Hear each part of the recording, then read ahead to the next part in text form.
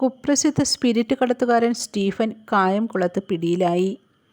നിരവധി സ്പിരിറ്റ് കടത്തു കേസിലെ പ്രതിയായ കായംകുളം ചേരാവള്ളി സ്വദേശി സ്റ്റീഫൻ വർഗീസാണ് കായംകുളം എക്സൈസ് റേഞ്ച് ഓഫീസിൻ്റെയും കായംകുളം പോലീസിൻ്റെയും സംയുക്ത ഓപ്പറേഷനിൽ പിടിയിലായത്.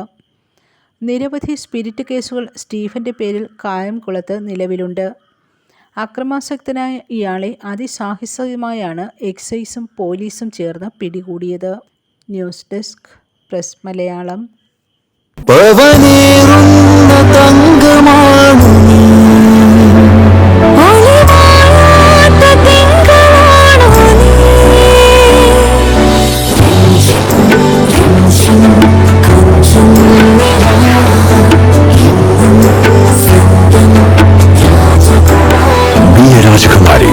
Rajakumari Gold and Diamonds, the trust of Travancore.